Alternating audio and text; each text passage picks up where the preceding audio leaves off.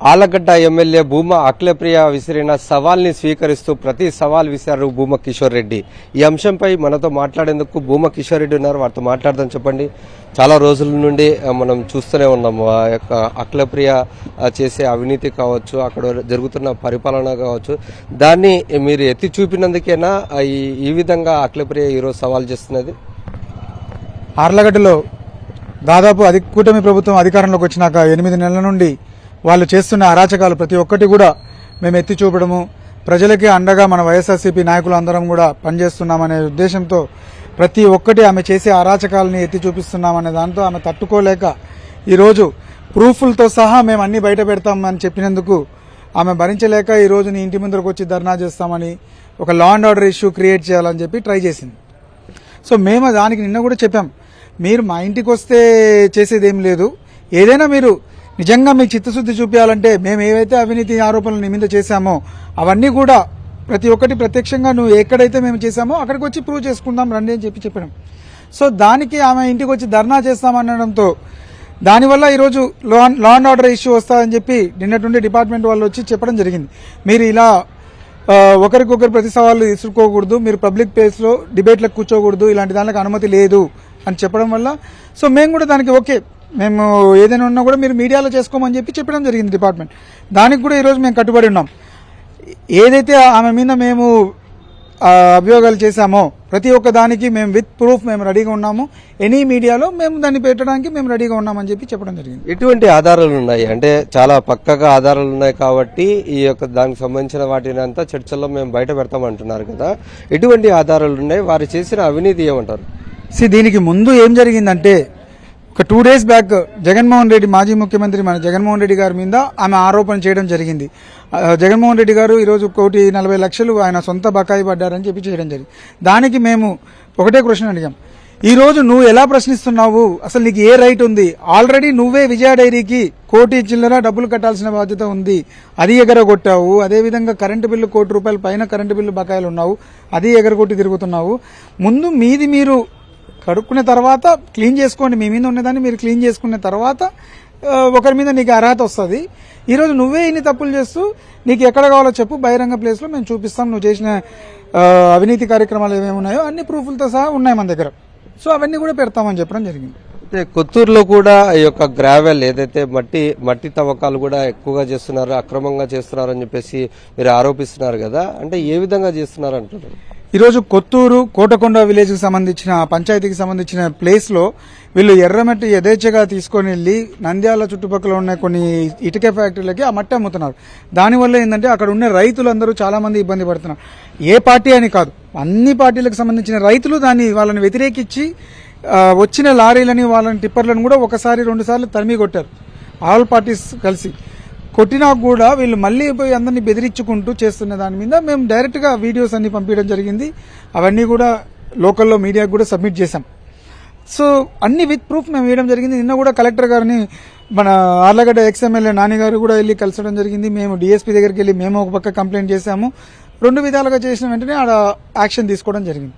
మరి అంటే ఎట్లా అంటారు, అంటే ఈ యొక్క ఎమ్మెల్యే కావచ్చు, వాళ్ళ సోదరుడు విఖ్యాత్ రెడ్డి కూడా కావచ్చు, అక్కడ డెవలప్మెంట్ కానీ అరాచకాలు కానీ రోజు రోజుకి పెరుగుతున్నాయని చెప్పేసి మీరు అంటున్నారు కదా, అంటే ఏం చేస్తున్నారంటే? ఈ రోజు ప్రజలని ఎంత దారుణంగా తయారైందంటే ఆర్లగడ్డలో ఒక వ్యక్తి ఏదైనా ఒక బిల్డింగ్ కన్స్ట్రక్ట్ చేస్తున్నాడంటే, ఇటీవల కూడా నా దగ్గరకు ఒక అతను ప్రదీప్ అనే అతను వచ్చినాడు. సో మేము కూడా చెప్పినాం, ఏదైనా ఉన్నా కూడా లీగల్ గా వెళ్ళండి, మీకున్న ఇప్పుడు అతని బిల్డింగ్ లో కూడా అతన్ని మాకు వాటా రాసి ఇమ్మంటున్నారు. నువ్వు యథేచ్ఛగా నువ్వు బిల్డింగ్ కట్టుకోవాలంటే మాకు వాటా రాసి ఇచ్చే అనే పరిస్థితికి వచ్చినారు.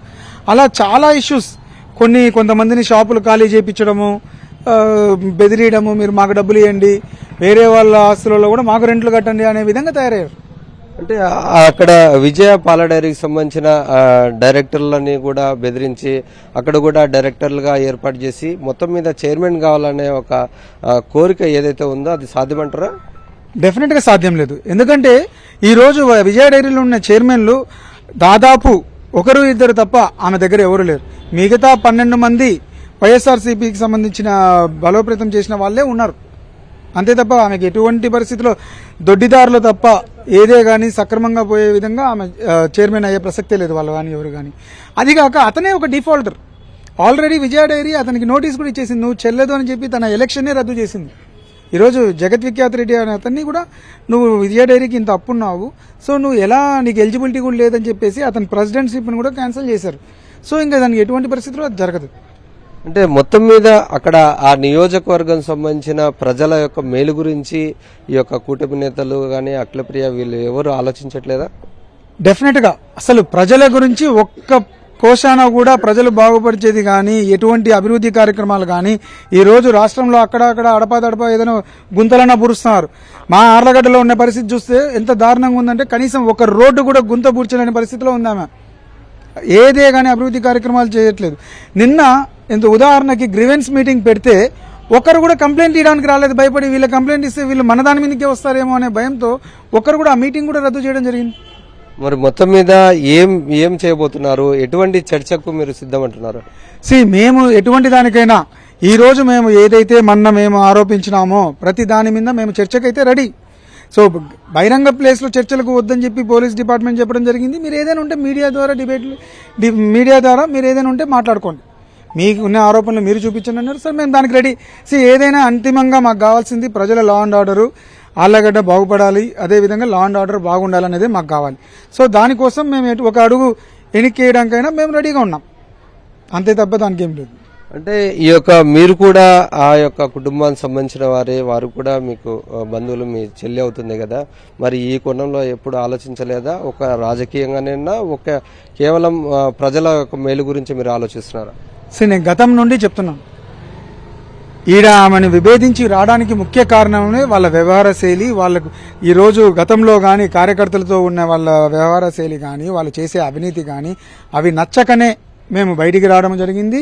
అదేవిధంగా ఇప్పుడు కాదు నేను రావడం అనేది, గత 5 సంవత్సరాల నుండి వాళ్ళు వ్యతిరేకించి వాళ్ళు చేసిన తప్పుల మీద ప్రతి ఒక్క దాని మీద బీజేపీలో ఉన్నప్పుడు కూడా మాట్లాడుకుంటూ వచ్చాను. ప్లస్ ఈ రోజు ఒక రాజకీయాల్లో ఇంకా కుటుంబ సభ్యులు అలాంటిది ఏముండదు, ఎవరైనా కానీ ఒక స్టాండ్ తీసుకున్నాం. ఈ రోజు మేము ఒక పార్టీకి పనిచేసేటప్పుడు ఆ పార్టీకి సంబంధించినట్టే పనిచేయాలి, అంతే తప్ప కుటుంబం ఇది అనేది ఇంకోటి ఉండదు. అఖిలప్రియ చెప్పేదాని ప్రకారంగా తమ మనోభావాలు కూడా దెబ్బతినే విధంగా ఈ రోజు భూమా కిషోర్ రెడ్డి మాట్లాడుతున్నారని కామెంట్ చేశారు కదా, మరి దాని గురించి ఏమంటారు? ఈడ మనోభావాలు దెబ్బతింటున్నాయంటే ఇప్పుడు ఎప్పుడైనా మాట్లాడేటప్పుడు మీడియాలో కానీ ఇంకొక చోట కానీ నువ్వు ఏం మాట్లాడతావో తిరిగి నీకు అలాంటి విధంగానే నీకు భాష వస్తుంది. సో ఈరోజు మీరు బయట ఎలా మాట్లాడుతున్నారు, వాడు వీడు అని ప్రెస్లలో అందరినీ సంబోధించే పరిస్థితి ఉంది. సో అలాంటప్పుడు మేము మీలాగా సంస్కారం లేకుండా వాడు అది ఇది అని మేము మాట్లాడట్లేదు ఎక్కడే కానీ. మేము మాట్లాడేది ఏంది, వాస్తవాలు చెప్తున్నాం. దానికి కూడా మీ మనోభావాలు దెబ్బతిన్నాయి అంటే ఎట్లా? ప్రజలకి జవాబుదారీగా ఉండాల్సిందే, తప్పదు. ఇప్పుడు మేమైనా సరే మాకున్న సంస్కారం ప్రకారం మేము మాట్లాడుతున్నాం, మీకు ఇంకా మనోభావాలు దెబ్బతింటే మేము పద్ధతిగా మాట్లాడతాం, మీరు కూడా అదే విధంగా పద్ధతిగా మాట్లాడాలని మేము కూడా కోరుకుంటున్నాం.